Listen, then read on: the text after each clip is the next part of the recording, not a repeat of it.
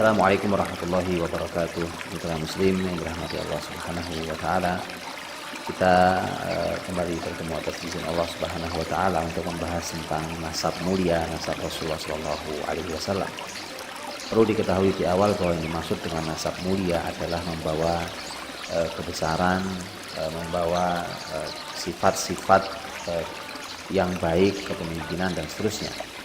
Ini tidak berarti bahwa setiap mereka adalah orang beriman. Tidak berserta-merta bahwa dikatakan mereka adalah penghuni surga.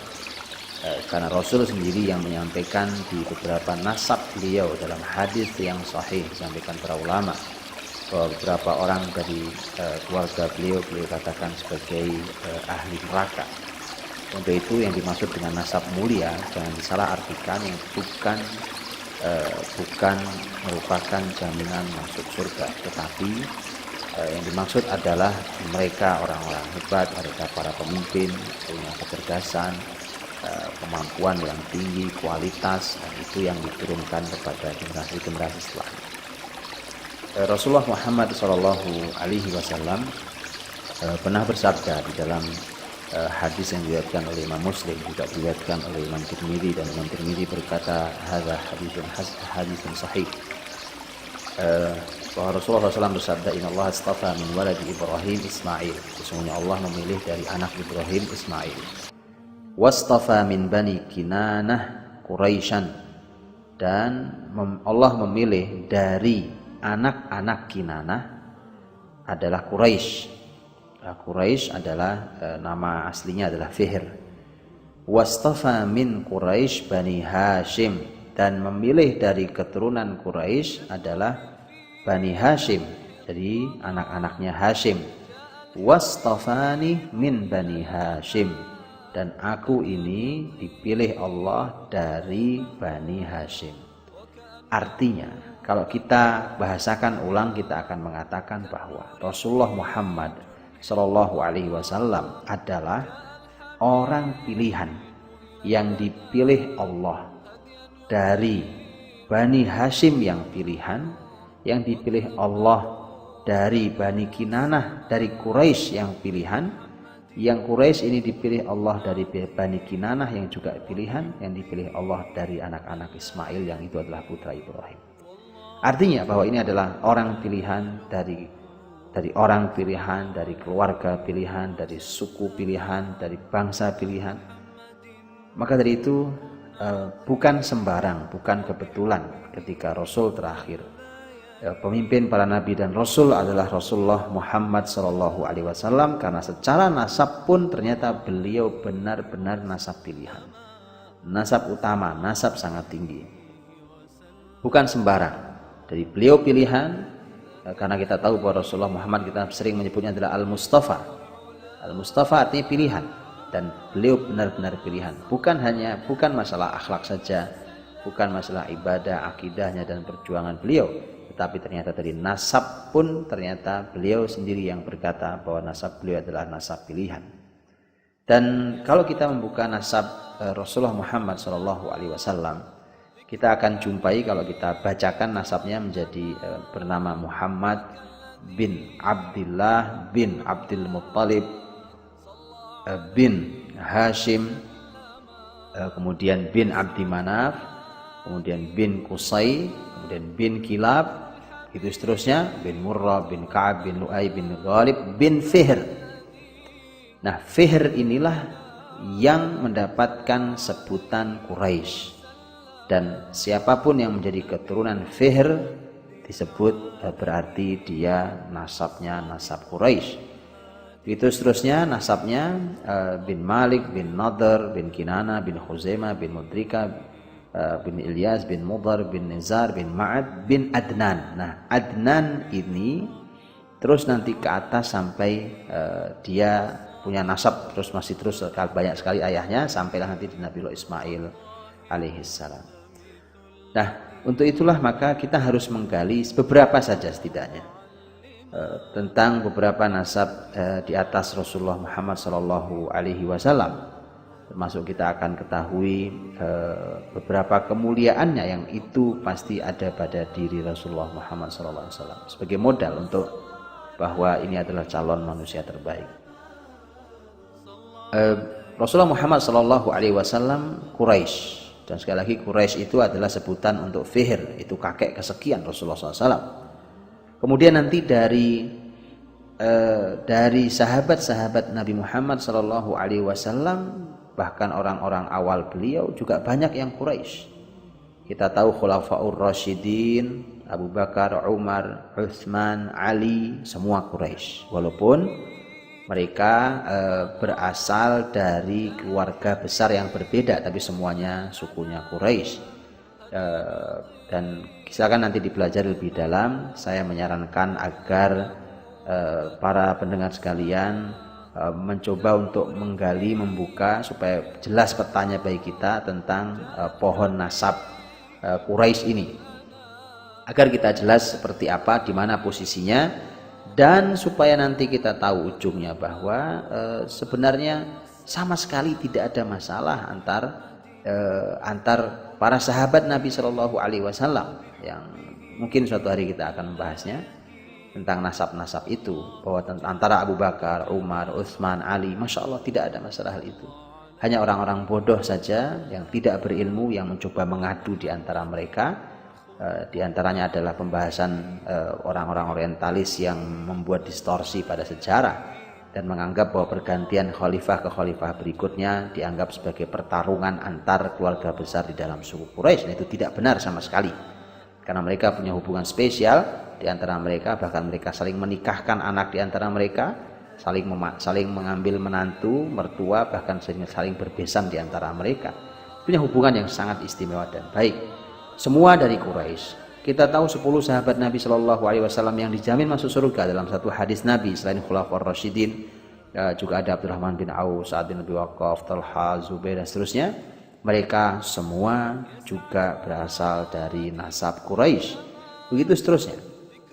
Sangat banyak orang-orang istimewa di pemimpin-pemimpin awal sahabat, mereka berasal dari masyarakat Quraisy. Walaupun mereka berbeda-beda, dan karena berbeda-beda itulah maka mereka punya keahlian dan peran berbeda-beda di antara para sahabat Nabi Shallallahu Alaihi Wasallam. Khulafaur Rasyidin contohnya, mereka seperti Abu Bakar As-Siddiq. Abu Bakar As-Siddiq itu dari Bani Taim, Quraisy, tapi dari Bani Taim, anak-anak Taim, At-Taimi. Adapun Umar radhiyallahu anhu adalah dari Bani Adi, maka disebut Al-Adwi. Kemudian Utsman kita tahu dari Bani Umayyah, dari Al-Umawi. Kemudian Ali radhiyallahu anhu dari Bani Hashim, satu nasab dengan Nabi sallallahu alaihi wasallam, Al-Hashimi. Semua Quraisy, dan mereka luar biasa hubungan antara mereka. Untuk itulah maka kita perlu belajar tentang, kalau Nabi Muhammad SAW menyebutkan semua istimewa dari Quraisy itu, mereka punya kelebihan keistimewaan, tetapi ternyata Allah memilih jalur keluarga besar Nabi Muhammad adalah jalur keluarga yang paling istimewa dari semua yang istimewa. Maka mari kita lihat beberapa orang ke atas saja. Ketika kita membahas tentang Hashim, Hashim adalah ayah dari kakeknya Nabi Muhammad SAW. Jadi ayah kakeknya Nabi Muhammad SAW itu ayahnya Abdul Muttalib. Hashim bukan nama aslinya, karena nama aslinya adalah Amr. Hashim yang nama aslinya adalah Amr itu memiliki tugas as-siqayah dan rifadah. Ini karena di masyarakat Quraisy mereka dahulu berbagi tugas di Mekah, jadi dibagi berdasarkan keluarga besar. Kalau keluarga besar Hashim, maka tugasnya siqayah dan rifadah. Siqayah dan rifadah adalah memberi minum dan memberi makan tamu yang haji. Jadi bayangkan dahulu orang berhaji itu dilayani secara khusus, bahkan gratis oleh keluarga Bani Hashim. Dan itu sebuah kemuliaan besar, Kalau hari ini ada petugas haji. Dahulu petugas haji itu dari masyarakat Quraisy dan memberikan pelayanan gratis. Ya, kalau hari ini kita masih harus membayar, mereka dahulu memberikan pelayanannya gratis. Dan itu sebuah kehormatan, as-siqayah dan ar-rifadah. Jadi memberi minum, dan saat itu kita tahu padang pasir punya peran, air memiliki peran sentral. Kemudian rifadah adalah urusan memberikan makan kepada para jamaah haji. Karenanya Amr ini diberi gelar Hashim, atau sebutan Hashim. Karena kata Hashim li hashmihi al-khubz istilahnya, itu karena dia mengolah adonan itu sampai menjadi roti.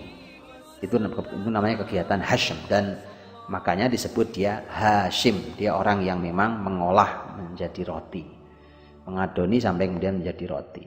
Dan itu sebuah penghormatan, dia diberi nama Hashim.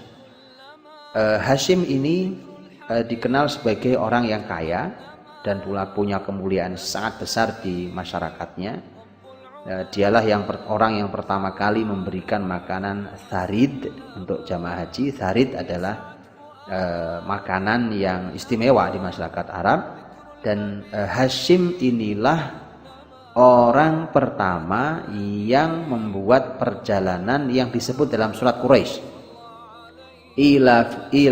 ilafihim rihlatash shita'i was-saif, bahwa kebiasaan orang Quraisy adalah melakukan perjalanan musim syita dan musim saif, musim dingin dan musim panas.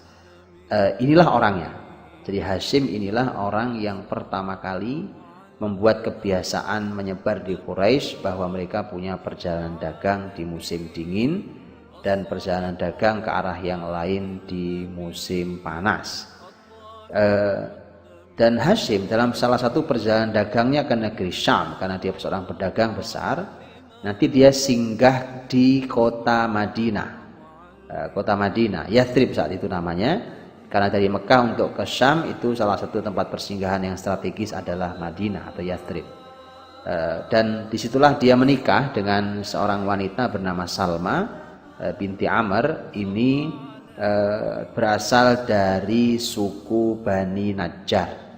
Untuk itulah Nabi Muhammad SAW sebenarnya punya nasab Madinah dari sisi ibu.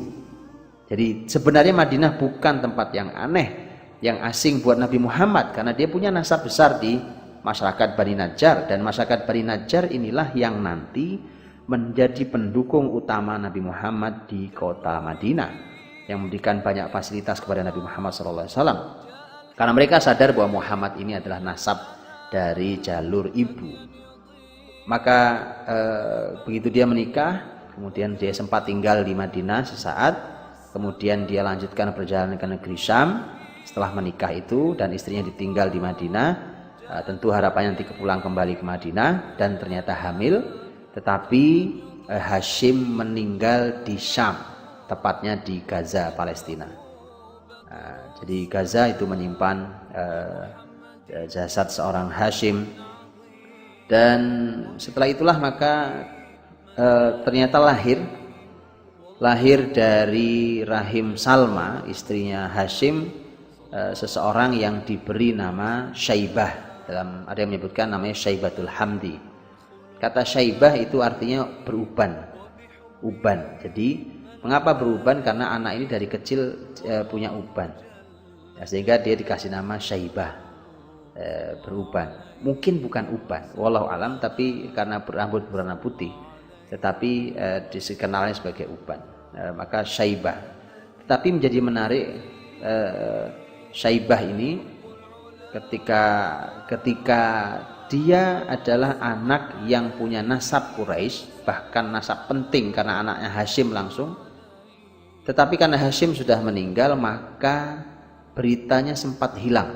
Artinya tidak sampai kepada saudara-saudara Quraisy di Mekah. Sampailah nanti salah seorang anak dari Abdul Manaf, ya, bahwa salah seorang anak dari Abdul Manaf itu ini Abdul Manaf itu adalah ayahnya Hashim. Nah, saudaranya Hashim yang bernama Muttalib, jadi saudaranya Hashim bernama Muttalib itu mengambil alih peran Hashim. Ini saudaranya Hashim, di mana tugasnya mengambil alih untuk melayani minum dan makan jamaah haji. Sekaligus ini adalah orang ternama, orang tokoh besar di Quraisy. Bahkan dia mendapatkan sebutan Al-Fayyad. Al-Fayyad itu artinya orang yang luber. Orang kalau air itu banjir, luber. Orang yang luber, sebutan Al-Fayyad dikarenakan sangat dermawannya seorang Muttalib. Muttalib inilah yang nanti mendengar berita bahwa saudaranya Hashim punya anak di Madinah yang bernama Syaibah. Maka didatangilah Syaibah itu di Madinah dan diminta baik-baik dari keluarga ibunya di Madinah. Di awal tentu ditolak, tetapi kemudian Muttalib memiliki kalimat baik. Dia mengatakan bahwa anak ini akan kami bawa kepada kerajaan ayahnya. Kalimat yang indah sekali. Dan ini bukan bohong. Tentu berat melepas anak yang dari kecil dilahirkan, ditumbuh, besarkan, kemudian tiba-tiba diambil oleh orang lain, walaupun mereka tahu itu adalah keluarga ayahnya. Maka kalimat inilah yang membuat keluarga sang ibu mau melepas Syaibah. Jadi Muttalib, saudaranya Hashim, membawa Syaibah yang merupakan anaknya Hashim. Begitu masuk ke kota Mekah, masyarakat melihat Muttalib sedang membonceng seseorang anak-anak muda di belakangnya. Kemudian orang mengatakan, oh yang di belakang itu adalah budaknya Muttalib. Makanya kemudian dia dikenal dengan nama Abdul Muttalib. Abd artinya budak. Jadi budaknya Muttalib. Masyarakat tidak tahu bahwa ini bukan budaknya Muttalib, tapi ini keponakannya Muttalib yang sudah lama tidak diketahui masyarakat bahwa dia ada di Madinah. Begitulah kurang lebih sejarahnya Abdul Muttalib. Dan kita tahu bahwa setelah itu maka Abdul Muttalib inilah kakek Nabi SAW, dan dia pemimpin yang sungguh sangat luar biasa. Di zamannya dia memimpin, dan dialah satu-satunya orang yang berhak meletakkan kursi di samping Ka'bah, yang tidak boleh ada satupun orang yang duduk di atas kursi itu, bahkan tidak anak-anaknya. Ini sangat spesial, menjadi orang yang sangat terhormat. Abdul Muttalib kemudian punya anak laki-laki, ada 10 laki-laki selain ada yang perempuan, dan anak laki-laki yang sangat dan paling dicintainya bernama Abdullah. Abdullah inilah ayah dari Nabi Muhammad Sallallahu Alaihi Wasallam.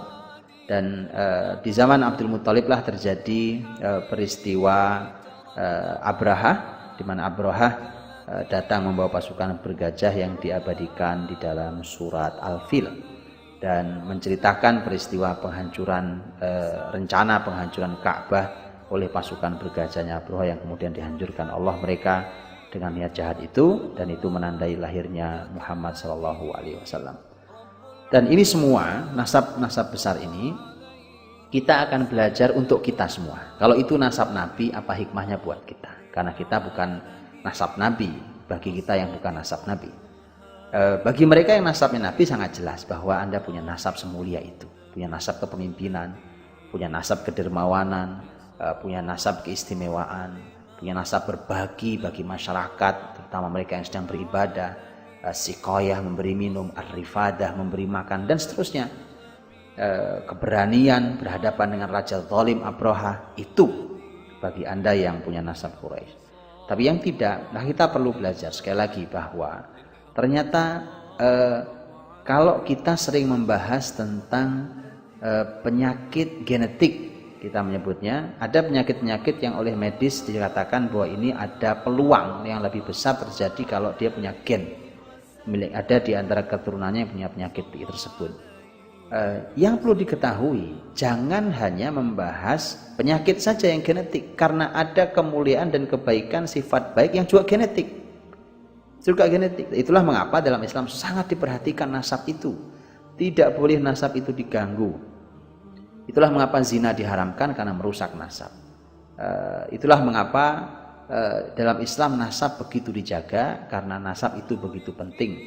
Bahkan Rasul sendiri yang menyampaikan kepada kita Ketika seorang laki-laki memilih seorang perempuan untuk dijadikan istrinya, salah satu pilihannya kata Nabi adalah masalah nasab atau masalah hasab.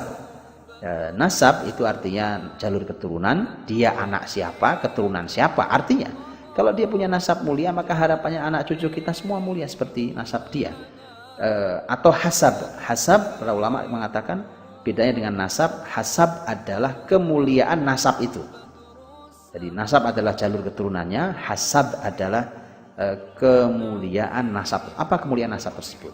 Itu perlu dicari. Jadi jangan meremehkan kalimat yang mungkin sering kita dengar, yaitu kita sebut dengan bibit. Ini bibit, kamu keturunan siapa? Bukan berarti kemudian kita menolak orang baik-baik, orang yang sudah sesuai kriteria yang baik secara agama, walau dia bukan dari nasab yang semulia yang kita harapkan. Tetapi artinya bahwa nasab itu punya posisi sendiri, punya peran sendiri.